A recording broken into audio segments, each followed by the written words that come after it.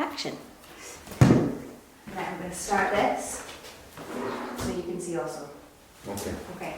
I'm not talking to that. No, you're talking to me, yes. Yes, right. Yes, talk to me. Yeah. Because, yeah, pretend that's okay. I can do that. Hello. It's my job. I'm here with Craig Stephen. Thank you for joining me, Craig. Genuinely. A pleasure. I swam here in my car. I'm not going to say too much about who you are. Okay. How do you introduce yourself to people who don't know you? I'm Craig Stephen, I'm old. You do not.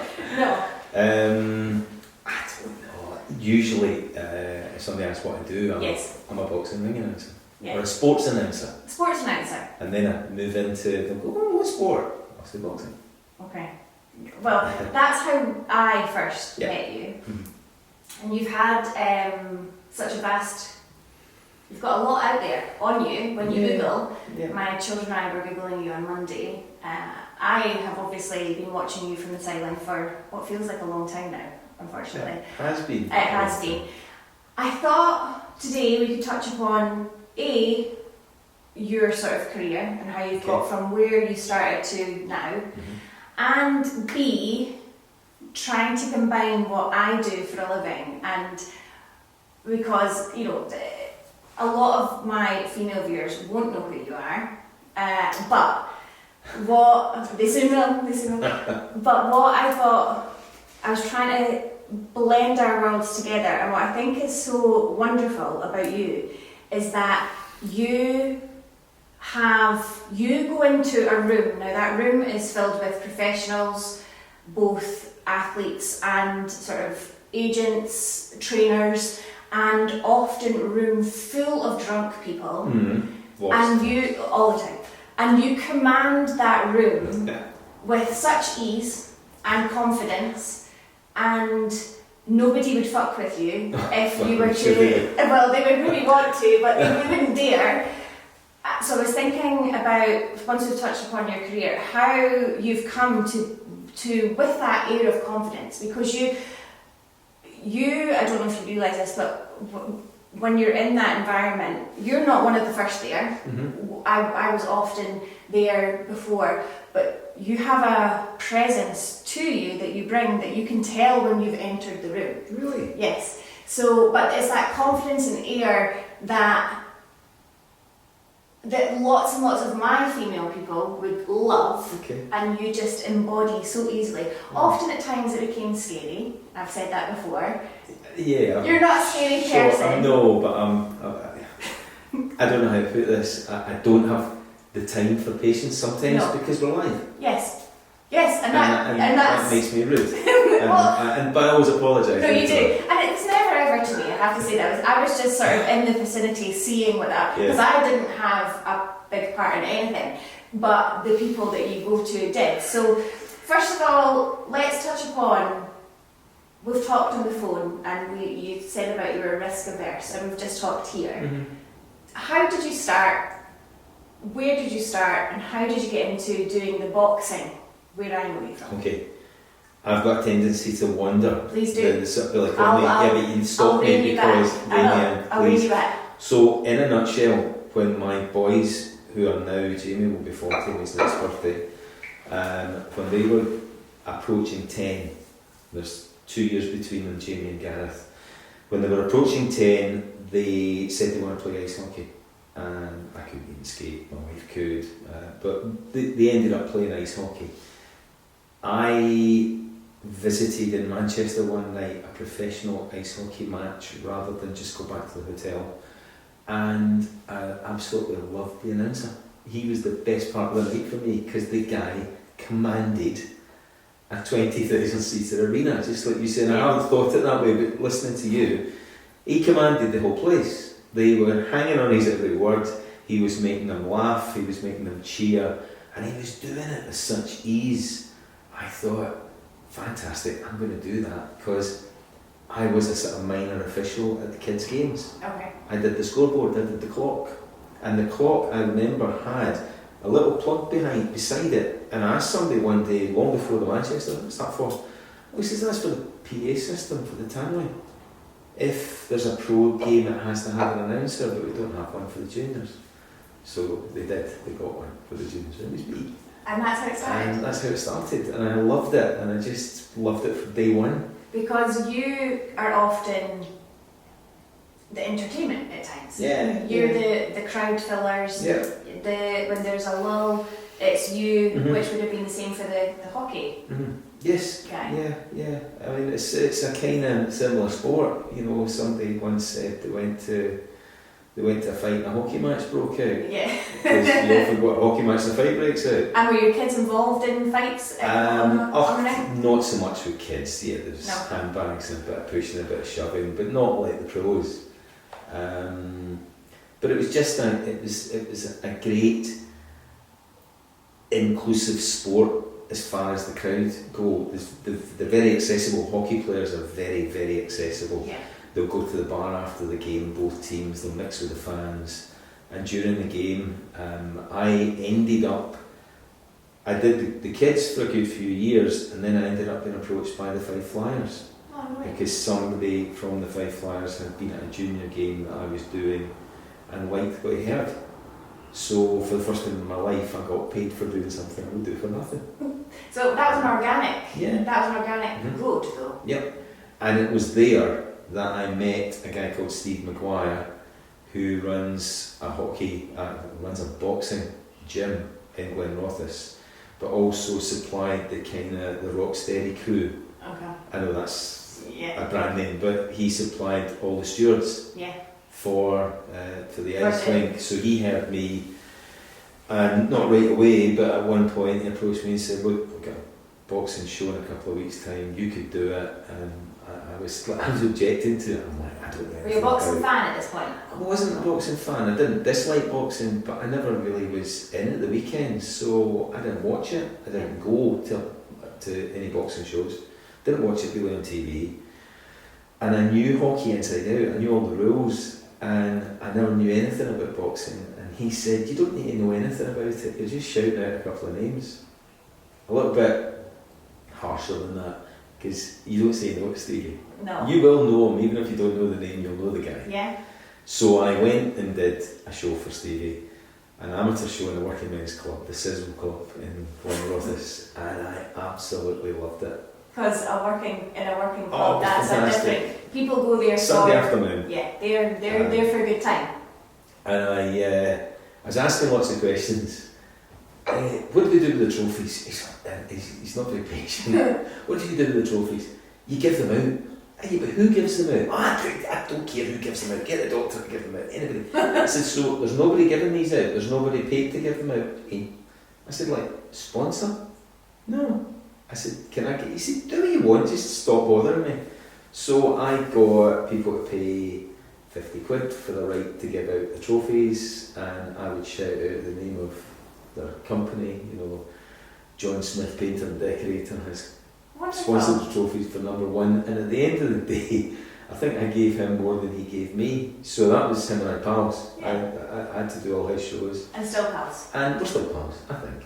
And then I can't do a show for him in a couple of weeks' time, so he's not happy. Nothing.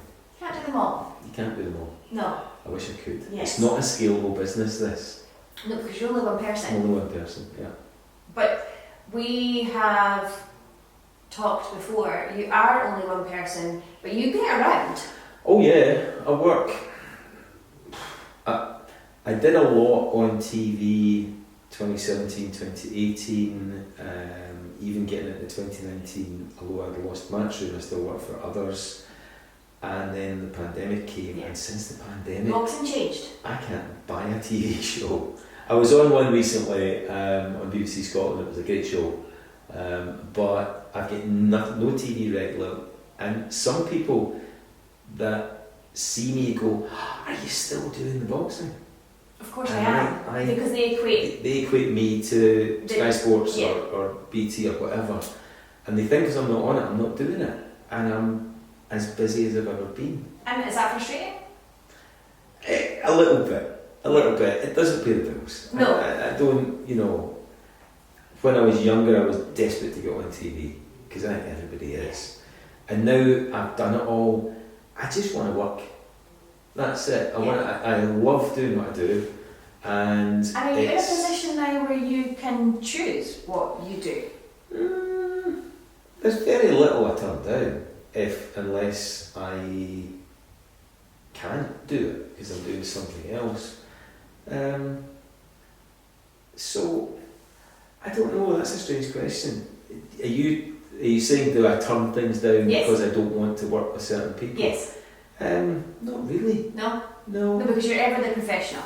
Yeah. You would even, I don't think, even if that was the case, nobody would be able to tell that But there's actually nobody that I work with that I don't like. that you don't like. Honestly. I once asked you a question, and I don't even remember if you recall this conversation, but it must, maybe perhaps after a St Andrews event, and you were going to be going off somewhere. It was on a plane. And I Okay. said, "Oh, is your wife coming?" And you said, "No. Do you take your partner to work?" Well, yeah. So if I was an electrician, Well, that's exactly what you said. she wouldn't come And and I watch me said, change the okay. plug. You've made a very good fucking point there. Yeah. Yes. However, you're going on a plane, but yes, no. So And I there's a might be bit of going a, on a plane, if we go back long enough, if we go back pre-pandemic, I'd have been going on a plane in business class. oh, nice. So for me to take my wife, Yeah. I would have to Pay for her. pay to for her to join go you. business class, which probably would be more than I was earning. Yes. And But she's I not think going to sit at the there's a back of the plane. naivety or there's a lack of understanding from people that are not around the industry Yeah. of how things work. And I'm busy when I go places, I'm Yes. working. Yes, you are. When I'm not on, I'm either prepping, I'm going to find boxers. I'm a great believer in getting the name, if it's a weird looking Yes. name, getting the name from the person who owns the name. The amount of times I've approached a boxer and said, "Oh, I've been looking for you, how do you say that?" And the guy standing next to him will answer. And it gets really offended sometimes when I say, "No, sorry, I don't want to be rude, but I'm not asking you. Yeah. I'm asking him, because it's his name." And the guy will say his name differently to his coach. And his coach will, "Well, Where's how it would come together? I always thought it was that." And the guy will say, "Well, I just didn't want to correct you." Have you ever gotten anything wrong? Yeah, I got something wrong last week. Oh, did you? But I only got the corner colour wrong. Okay, so I not. didn't get the name of the boxer wrong. However, if it's pro boxing, I know some announcers will do it, but I never do it. If it's pro boxing, you don't say the corner colour. You've got the winner in front of you. There's Smith and Jones. Smith's in red corner, Jones is in blue. But all you say is the name, because that referee knows exactly who he's got in each Yeah. hand. But in Olympic style boxing, what we used to call amateur boxing, but we don't call it amateur anymore. Okay. In Olympic style boxing, the fights are all 3 rounds. The bouts are all 3 rounds. I get away for calling them fights. The referees don't necessarily know the names of these guys because they're on all the time. Yeah. What they do know is that hand is the red corner, that hand is the blue corner. Yeah. So I will always say the winner in The whatever corner Corner. colour, that's what the ref's waiting on. yes. So he because will knows. immediately, if I say in the red corner, "John," Yeah. the hand's up. And I said the wrong colour, but the correct name. Oh no. So he put up the hand of the losing boxer, Oh. and it was an obvious win for the other guy. Okay, so And it was just stupidity. It was championships, there was a lot of fights on, and I just had a slip of it. that's But it. at least I didn't shout out the right name. I went and apologised to both boxers afterwards. I don't doubt it. Because it is a bad mistake to make.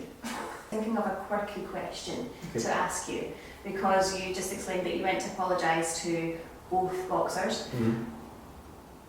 and I've explained that I fight the air of authority and confidence that you give out, along with being so professional, reminded me of, have you watched The Stable on BBC? No. It's the McGuigan, is it the McGuigans Oh, I know have- what's on. I beg your pardon, I've watched episode 1. Okay, so it's all there. I've watched it all. And Chris Billam-Smith, Chris Smith, yeah. who Now remember, I worked for Barry for Yeah. years. and that's where we first met. Okay, yeah. And so I worked with them also. Uh-huh. Very, very good. It's a very good documentary. Yeah. They've come off exceptionally well in that documentary. But Chris is known as the Gentleman. Yes. That's his boxing name. Yeah. And I thought, wow, that's the perfect boxing name for you. Because, Really? Yes, because Oh, you sort of embody this professionalism with confidence, but with no shits. You know, you won't take any Mhm. shit.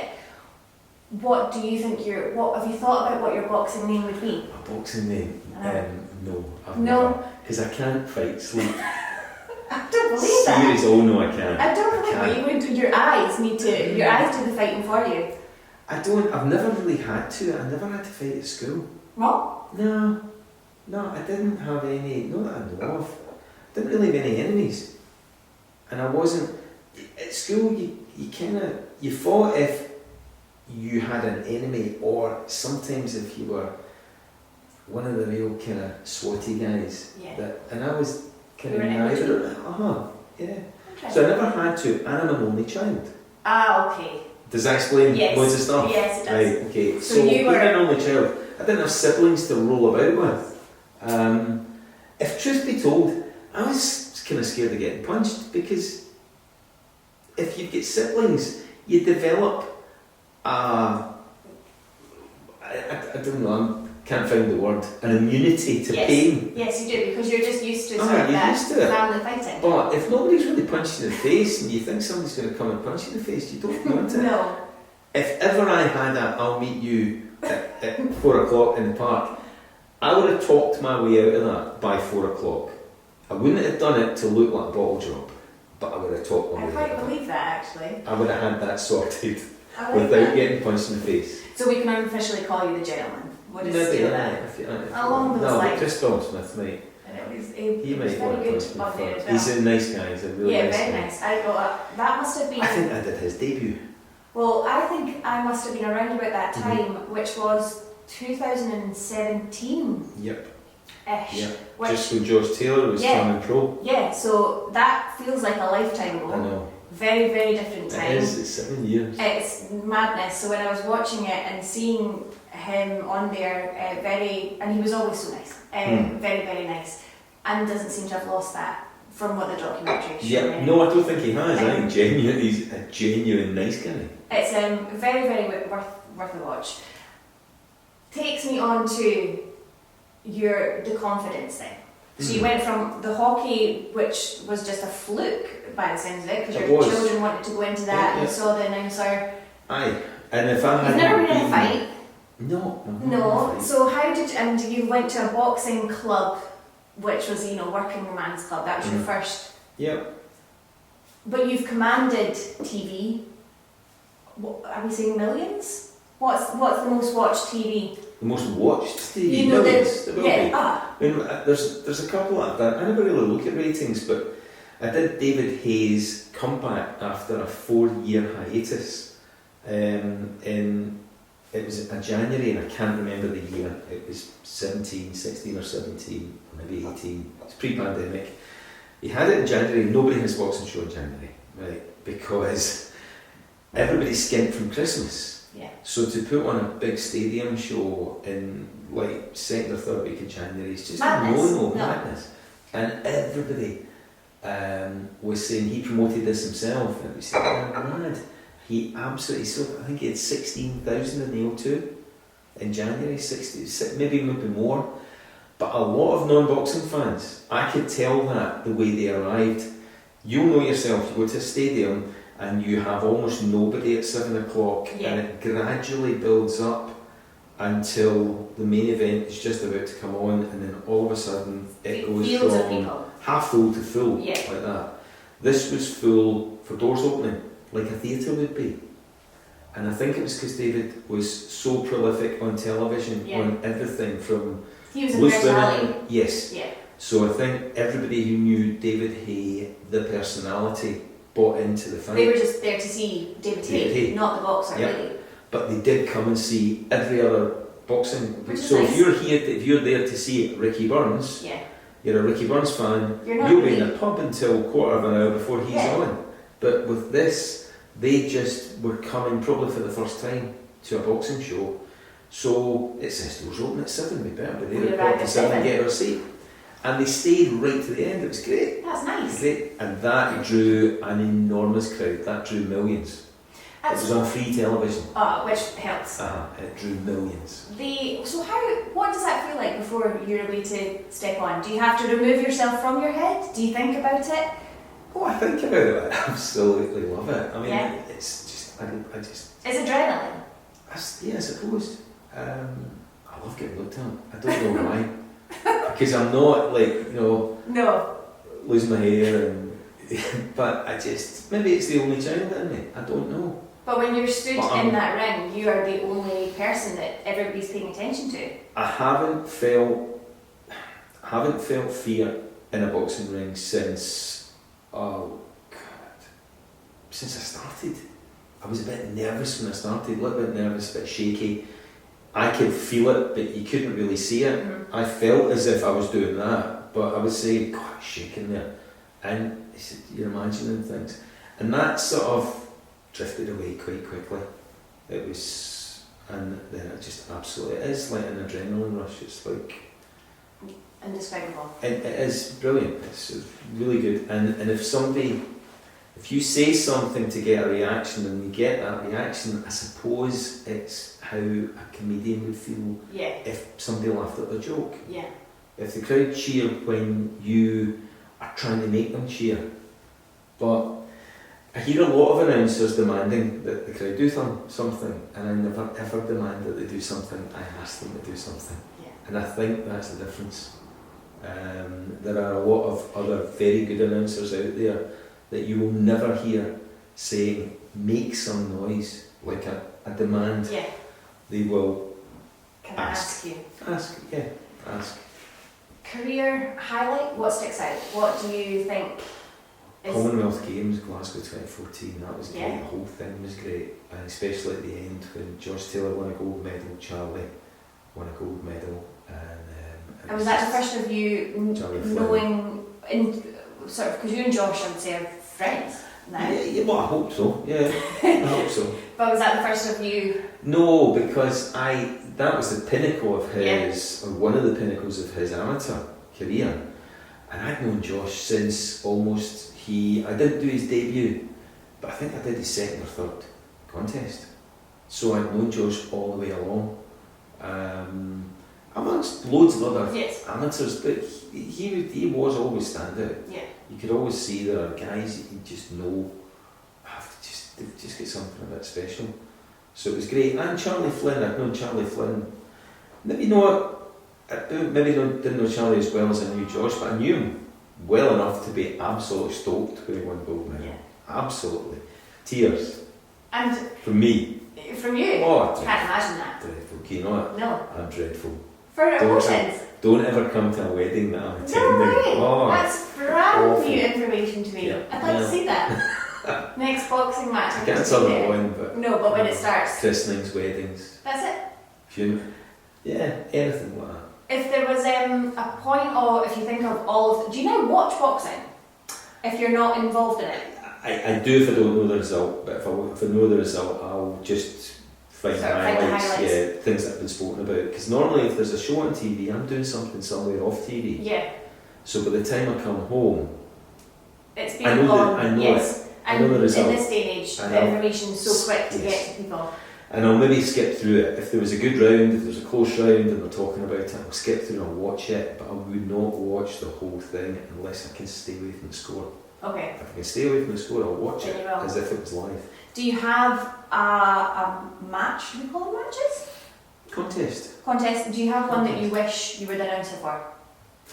Oh, okay, there's loads, but I don't know, there's so many. Just in history, I would have loved to have done an AJ. I've done so many AJ undercards. Yeah. I've done everything up to the point where I step aside and Michael Buffer comes in. Now I've got no problem with that whatsoever, because if you think I light up a room, you ain't Michael been in a Buffer, room yeah. that Michael Buffer's been in. He absolutely lights up a room when he walks in. I can see in him what you What I see in you. saw Yeah. in me. And I it's don't no think that's shame. just me that sees that in you, but yes, okay. That's nice. There's no. I think there's absolutely no shame in stepping aside And letting and him Michael do it Yeah. because he's iconic. But I still love to do an Anthony Joshua main event. I have only ever announced them once. I announced them in the GB Championships on BBC Red Button. Is that still a thing? Don't know. I try not to pay my licence. Okay. So it was on the BBC Red Button service. It was the GB Championships from Liverpool, and he was boxing a guy called Amin Isa, and Amin Isa was the GB representative. So GB Championships had 3 nations. It had England, Scotland, Wales. It may have had Northern Ireland as well at the time, but it also had the GB Select, Okay. who were standalone. They were in the GB team, and he wasn't. Amin Isa was the heavyweight in the GB, or super heavyweight, possibly. And that was the final. And I think the winner got selected to go to the Olympics in 2012. I'm sure this was 2010. And this is what you announced. And I announced this, and he won. And that's the only time I've been in his company, because I've done the undercard of AJ Fight Nights, but that's the only time I've ever announced them. I have done one evening with where it's where he was the subject, and he's absolutely outstanding. Yeah. Oh, he's great. Did you watch him on the Louis? Have you seen him on the Louis Theroux? So No. it's on BBC. You can catch it. Okay. He did so Louis Theroux and AJ. I have to say he did not come across very well on it. It was very recent. It was after the sort of controversy of him losing. Okay. He didn't come across as humble as I would have liked him to have on that, but you'll have to watch and give me your opinion of that. Yeah.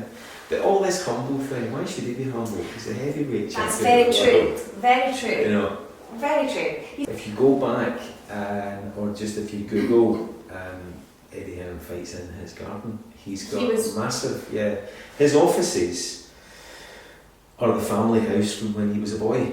Nice. It was his old man's first real purchase of something massive when he became successful in Wellesley. And they subsequently moved, but when they moved, they kept the house and turned it into their offices, and it's still there. And he was there during COVID at the time. So they turned their back garden into an arena. It's Eddie massive. Hearn is something else, though, and he's such a character. He is. He Even loves. though I got a sack, he still is. But We still smile. And I saw him the other week at Josh's yes, press conference. yes. Just to touch back on that documentary, what's very interesting that you'll get to if you watch it is that Shane and Barry, I believe, cross paths with Carl Okay. at a point in time. But what's really lovely is the banter between them all. So Right. with whatever went down, which has been on the news, they have such still banter and they talk still fondly of him on camera. It's very lovely to see. So I suspect that'll be the same for you, Dad. No, we never fell out because No. it wasn't his. It wasn't his It wasn't personal either. It was the Zone that wanted it. This is what I'm told. The Zone wanted it to happen, and he felt that they're the paymasters, so it's not in his Which, like you say, you can't place argue to with say that. no. I disagreed with him. I thought he should have fought my corner, but he didn't. No. And I've still worked for them since. I've worked for them in Italy and a few places after it. So it's not like No, and like you I say, wouldn't fall you out can with never, anybody. you don't want to, because No. those doors often don't stay closed. Mhm. You know, opportunities can come along at any But point. the funny thing is, when I worked for Eddie, I was never Matchroom's announcer. Mhm. I was one of Matchroom's announcers. Yeah. But I was McGuigan's announcer. So there was a point came where Eddie's fighter fought Carl Frampton. Oh. So Scott Quigg Yeah. was Eddie's, Carl Frampton was McGuigan's. Brilliant. And they detested each other.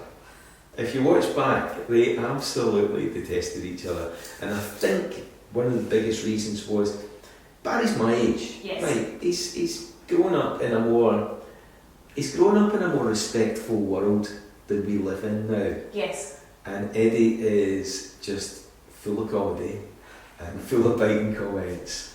And it just wound Barry. I think Barry's the same age as Eddie's dad. Well, he's not, he's younger. But he's the same era as Eddie's dad. And here's Eddie giving him lip service. Giving him lip. A world champion. Yeah. And Barry lost. And I can imagine. So, and I think the more Barry got angry, the more Eddie got egged on to do it. Yeah. And looking at it it was real. It wasn't. It wasn't put on. Oh no, it wasn't put on. Because these days you don't know, from an outsider watching, you don't know what is real these days and what is not, and just for sort of the hype and the marketing and stuff. The way I saw you at the press conference, the other boxer's agent, manager, Catterall's right-hand man who just wouldn't stop talking, shut up. Was he on the table? Yes, is his name Anne? I can't remember his name, but he was overshadowing everybody. He was just giving it huge, and shouting out to the crowd. Sam. Yes. Sam. So, and when I was speaking to Danielle Taylor, and Danielle had said, "This is real. That's him. That's the way he is. That's not put on. He doesn't know when to shut up." But you don't know and obviously there's a whole influx of influencers that are doing the boxing, like your Mike Tyson, KSI, and all of this, which is a lot of that. There's a very good documentary that one of the brothers has done, and it shows how much he just likes to wind up the media. Yeah. And it's actually some of it's commendable because you can see how calculated some moves are, and other times it's like, okay, well you're taken away from the sport a little bit. How do you feel about these influencers infiltrating? I don't buy the line that they were using at the beginning when Eddie was one of the first ones that brought them into the mainstream. When he brought the two brothers, I can't remember their names, that's terrible. Logan and Jake Paul. Yes, that's right. When he brought both of them in and people were saying things about it, he said, well, no, look at the audience it's going to bring into boxing. It'll bring a completely new audience. I don't think it has, because I don't think these people care about the boxing. They just care about the social media star that they're following. Yeah. That's all. So if the social media star that they were following went and played another social media star at Tiddlywinks, they'd still draw a 20,000 crowd. Yeah. It wouldn't mean they were all by a Tiddlywinks board. No. So I don't get me wrong, if one of them wanted me to announce one of the fights, give me a lot of money, I'm there. Yeah, of course. That's what I do, it's my job. But then it puts you out onto a bit like this, puts you onto a different platform of people that are not interested in boxing but watching because of who is there would get them to see you who they wouldn't have seen before. Yeah. I mean, there is one time where if I have licence from the British Boxing Board of Control and I would not be allowed to do anything out with Olympic style boxing, that's the amateurs, and pro boxing, I wouldn't be allowed to do anything out with that. Everything else is classed as unlicensed boxing without being pulled up in front of the board, asked to explain myself, maybe fined. But I'm given to believe that that's all gone by the wayside now. I still only do the amateur boxing, the license, AIBA and World Boxing and Boxing Board. But there are others who dip their toes in influencer and seem to get away with it. Which is frustrating at times when you can see other people. It is a little bit when I think of the amount of stuff that I've turned down in the past. Because of the constraints that I've been told I'll get. Professionalism. Yeah, okay. Or maybe, what's the risk averse? The risk averse. The fear of being sacked. Yeah. The fear of being fined. But what's the worst that could happen? Yeah. I've got two things to end on. Okay. First thing, on a scale of 1 to 10, how much do you detest the game Red or Black? I don't detest it at all. I play it a lot, but I've got a new game now. Oh, what is it? I've not been to any event for a very long time. You've maybe played it before. I call it stand-up bingo or reverse bingo. No. And it's a bingo card, but the point is not to score out any number. So the first number that comes out of the bingo machine that's on your card, you're out.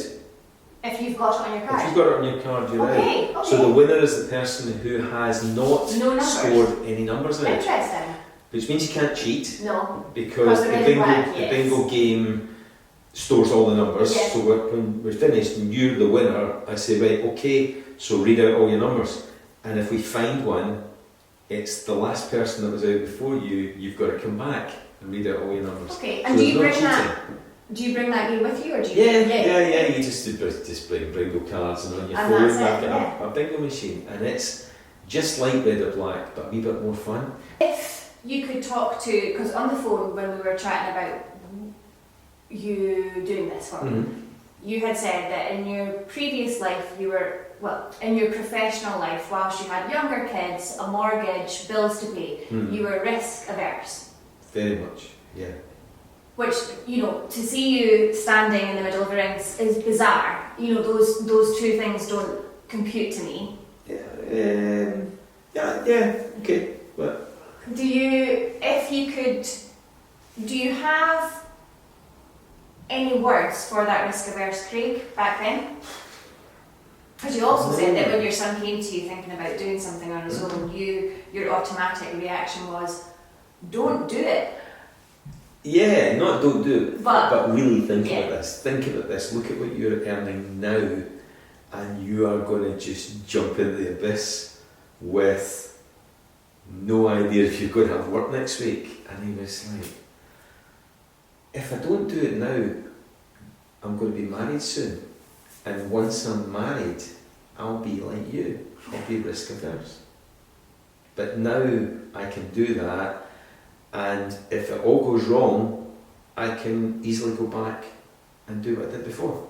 So do you still apply your sort of critical thinking with your risk aversion with jobs now, or are you a bit more free and easy? No, I'm more free and easy now, Yeah. because the mortgage is paid off, Which is a and the big. kids don't live at home, so nobody can take my house away from me. I get no car payments.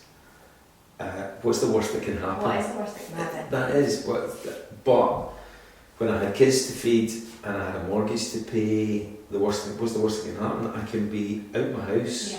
I can be trying to feed the kids. So there is something to be said for getting older, and that's one of Well, them. I see a lot of women, and when I say, well, sometimes you just can't age people, and I would never ask somebody's age. I do in a tentative way. Ask me if you want, I will tell you. I will ask you. But I often, when they say, oh, you know, I'm 45, 50, well, and I say, well, not everybody's blessed with being allowed to age, you know, so that's a great line. yeah, not everybody gets to age, Mhm. so you turn that, unfortunately, into, you know, I am. Mhm. So how old are you? Next birthday was 63. No way. Yeah. Oh, next birthday I'll be 60. Hang on, I was born in 60, 61. I'll be 63. You'll be 63. Next birthday. I've I've kind of lost. I don't think about it anymore. No, and I think once you get past the point of your life, with kids especially, I don't think about my birthdays, things change. Mm. Do you see a point where you think no more? No, No? the voice will have to give before there's no more. Or You can't get in those ropes. no, There's I'll always always be able to adjustments. get in. I'll always be able to get in somehow. Obviously, if I start making mistakes. Yeah, then that's No, it. but I mean, I hope that's. I've never thought about that actually. Have you ever long had way an away. issue where you thought, my God, my voice is not... No. No. Do you take any, you know, I don't anything? take anything. Because your voice is your asset. Yes, yeah. I don't take anything for it. When there's guys that there's a couple of forums out there with announcers on, and some of them are hilarious. And there's guys that take themselves so seriously, and then guys that just don't give a toss. And I like the guys that don't give a toss. But there's But ones yet you that strike me as somebody that takes yourself so serious in that I moment. like to hope that I take what I do seriously. Yes. I'm serious that. about what I do, Yeah. but It's not life or death. no. Out of it. I mean, if I make a mistake, I'll put my hand up. whether it be in front of 2,000 people or 20, Yeah. I'll put my hand up and go, that was me, I'm sorry. But that stems from my childhood. I was told by my parents, don't lie. Yeah. If you've done something, tell us you've done it. If we ask you, tell us the truth. You might get clattered for it. That's a Scottishism. Yeah. You might get told off, you might get hit for it, but you'll only get hit once. Yeah. If you lie about it, you'll get hit when we find out. Yeah. So it's like the little sign in the pub. She can only get so angry, so stay another hour. It's like, well, no, that's nonsense, isn't it? Well, I don't know what pubs you're going to. That's a nonsense Depends on analogy. how many pints you've had at that point, I suppose. So I take what I do seriously, Yeah. but I don't take myself seriously, and I hope that comes across. It does. I mean, It I does. hope I don't look I don't think poltergeist. I've ever. I think I'm quite smiley in the ring. Yeah. Yeah. I'd agree.